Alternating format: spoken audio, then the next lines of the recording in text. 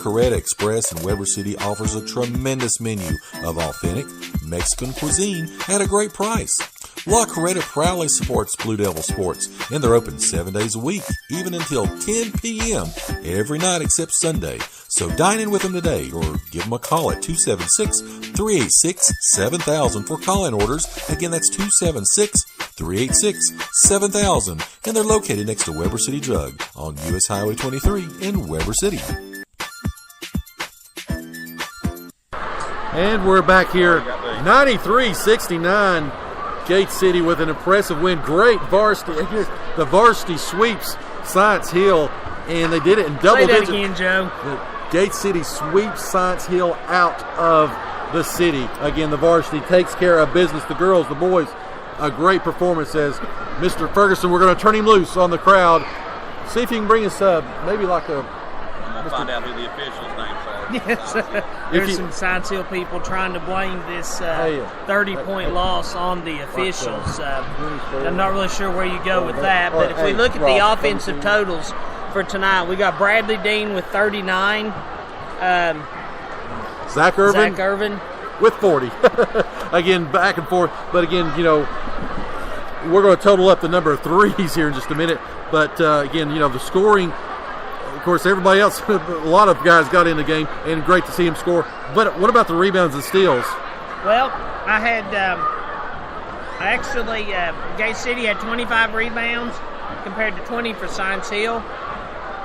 That seems a little low to me, but to what you were talking about, though, the first half really, Gate City hardly missed, so there wasn't that opportunity for offensive rebounds. Bradley Dean wound up with 6, along with 4 steals and 2 blocks. Luke Reed, 2 rebounds. John Compton, 3 and a steal. Andrew Hensley with 2 rebounds and a block. DeAndre Mack with a couple rebounds. David George with 3 and a steal, and I had him for 3 blocks. Drew Vermillion with a rebound. Hicks with a rebound. Jonathan Sally with 2 rebounds and a block. Matthew Gose, I don't know if it's going to show up or not, but I credited him with a dunk. It looked like the fingers hit the rim to me. I would definitely say so. Zach Irvin, 3 rebounds, 3 steals. And then I had, that would bring Gate City's total to 8 for the steals. Science Hill had 20 rebounds, so Gate City out-rebounded them by 5, but Science Hill had 11 steals. Now, to be transparent, a lot of that came in the fourth quarter once the starters were coming in and out, so that's really not a fair indication of how the game went. Gate City pretty much controlled this game from the tip-off. Yeah, the number's a little bit skewed, but again, as we talked about, 11 three-pointers as Gate City just, bombarded them. You talk about Dean hit those 5. But we've got a couple of heroes coming up here on a successful night, 93-69. Let's bring in. Let me get out of their way. We'll start first with, which one would you like? The man, the myth, the legend, coming off the bench, Eli Starnes. How are you, big man? Pretty good. How are you? Good. Talk to us a little bit about this beatdown of the Hilltoppers and what you all, like I said, wanted to do coming into the game, and again, how it went. Bradley's close to 1,000, so we wanted to get that to him. He didn't end up getting it. He's like 7 off. We wanted to get it to him. We wanted Zach to play how he has been. He's getting his knee better. You kind of are the catalyst coming off the bench. It's kind of that second group. You're kind of the point guard and everything. Have you sort of accepted that role, and what do you look for whenever you do get in the game, and what's some of your keys and sort of responsibilities? Yeah, I've accepted that role, and when I go in the game, I'm still in there with Zach and Brad. Usually I look to get them the ball, and when the shot goes up, get back on defense, get up defensive rebounds, stuff like that. Now, we were hollering for you to pull a 3. Why didn't you pull the big 3 tonight? I was still trying to get Bradley at 1,000. I wasn't going to quit on that. So he's at 7. He's still 7 short? Is that correct? Yes, sir. Okay. Well, I was going to ask you. It's kind of funny there in the fourth quarter. You were bringing the ball down the court, and suddenly 2 Science Hill defenders kind of converged on you, and you went between them, and all three of you kind of went flying, and nothing was called. Yeah, I made the comment they needed to either call something against you or them, but I'm not sure which. Yeah. So I guess they just decided not to. But that looked like kind of a physical game from up here. Yeah, it was. Was it compared to the last time you played them? Yeah, it was probably more physical, which we like that though. It builds a fire in us. And like I said, you are sort of built like you've got some depth now. You started to really be able to assert that. A side note, personal note, your dad and I played way back in the day at the Cove. Oh, goodness. Your dad was a heck of a shooter. And like I said, I can't, every time you get on the court, I think that's Andy Starnes. I'm sorry, but I've about called you Andy a few times, but I'm not yet. And I was going to put some money in the cookie jar if I do. But anyway, so. Yeah, I can't shoot near as good as he could. Well, I don't know. He had some games he didn't hit, but anyway, that's a long story. We'll have to rag him about that. So anyway, I know you're famous here. I'll let you get out to him, but good. Appreciate you spending just a minute with. Thank you. That's Eli Starnes, and so now we got the Hammer Hicks coming in here. How are you, big man? Pretty good. How are you? Good. Again, let's talk. And Chris loves it when I say this. Let's talk about the beatdown of the Hilltoppers. Your thoughts as you came into the game. What were you all looking for? And again, how were you able to just execute at will? Well, it was a physical game, and we knew what we had to do. We came together as like a family, and we didn't get a lot of practice in, so the times we did practice, we knew what we had to do to come in here and execute. Again, like I said, you all just jumped on them from the get-go. Again, great shooting. As you sort of come through the season, you've evolved as you came off the bench. You were a starter. Again, like I said, John came back from the injury. Talk to us a little bit about how you've evolved and what do you see for yourself as this team goes on, getting ready for the district. I think I come in and I've got a role to play, rebound, get Zach and Brad the ball. I mean, not a bad offense, not a bad game plan. And just pull the trigger when I'm open. And you've done so well. Again, like I said, you've hit some threes and been able to give them some offense off the bench. Talking about as we get ready, we've come to that first half of the district schedule. Now we're coming to the back half of it. Again, playing everybody again. You've got Lehigh coming up. Of course, we've got Daniel Boone next weekend as well. Talk to us about the second half. What are some things that you all still need to work on as you prepare again for the stretch run?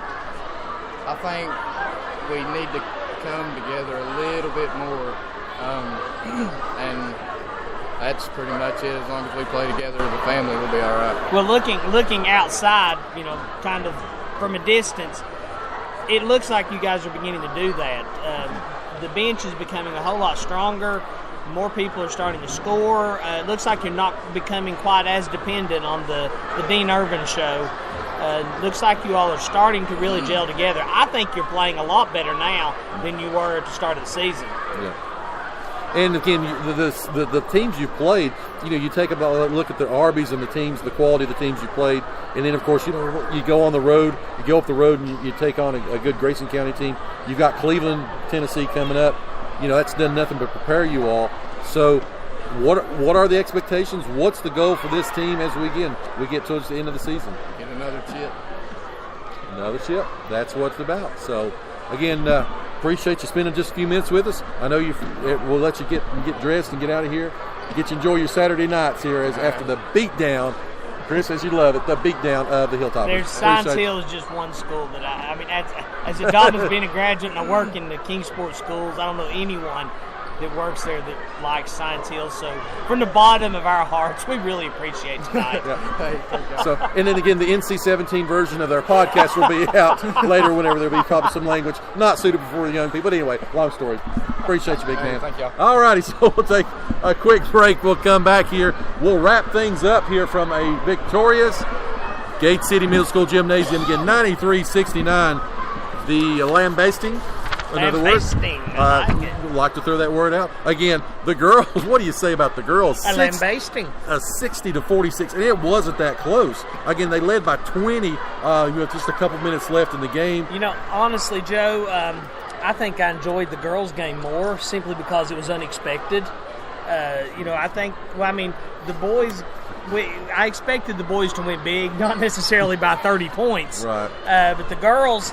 I had some doubts there, but that was a very pleasant surprise. Well, and, we've talked about this, and we've even talked to some of the girls about it, talked to Coach Housetright as well. If these girls put it together, again, a complete game, the sky is really the limit. Again, we've not seen anybody that this team cannot play with. You talk about a Sarah Thompson, she's about as dynamic as guard. Now, you talk about the Carter girl from Abingdon. I was really impressed with her. But we've seen everybody now in the district. I don't think there's anybody matches up with Fullen whenever she's on her game. And like I said, if they come out with this same intensity, I see them running the tables the rest of the regular season. They're really playing well, and word's starting to get out. I was going to tell you, it's kind of funny. I know I mentioned before that there's a lot of Gate City interest in Kingsport. Mm-hmm. Last night, I don't know who these people were. If you're listening, we appreciate it. But there's a car that pulled out of the parking lot here, as I was, and they stayed behind me. It's kind of making me a little bit nervous. All the way through Wadlow Gap, all the way through Bloomingdale, and I live up off of Orbank Road, and they actually followed me up on the Orbank, and when I turned right, they finally turned left.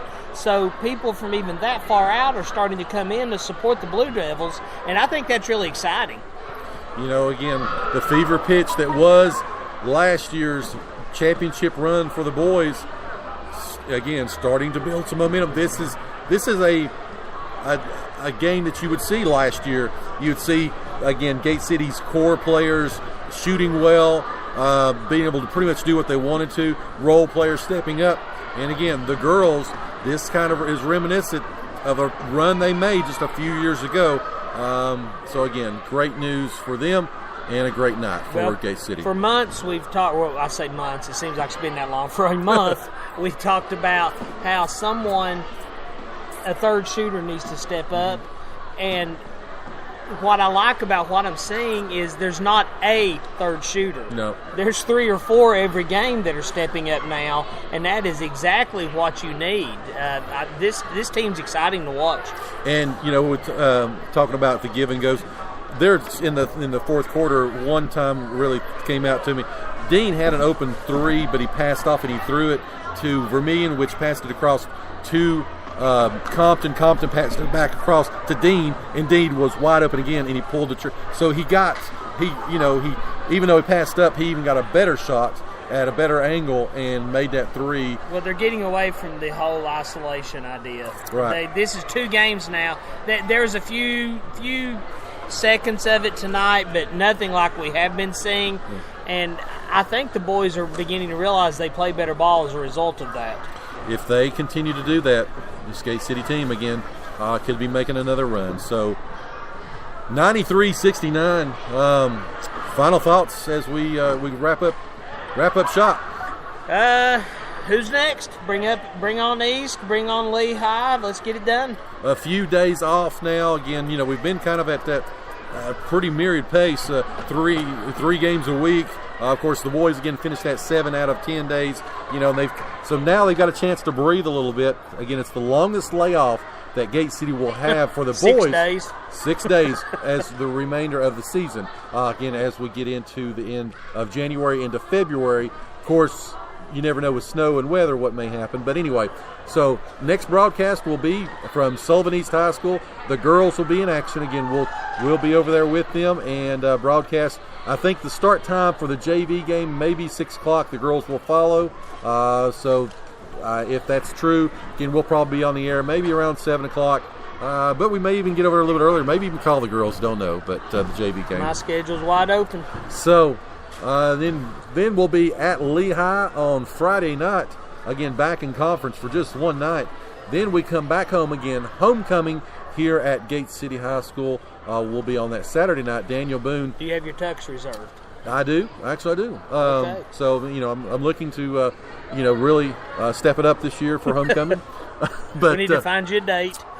Well, a lot of things could be said about that, but we'll leave that off the air. So, but I know it's ahead, a couple games ahead. I always worry about homecomings. I do in football as a coach because, again, are your heads in it? Again, a non-conference game, it's back-to-back. You got the girls. Are they going to come out? A lot of them are going to be in part of the. So again, that's some worry for not for me now because I'm not coaching. But anyway, so and that's against Daniel Boone. Correct? That is against Daniel Boone. That's a very good Daniel Boone team. That's what I was getting ready to say. Daniel Boone gave Gate City the boys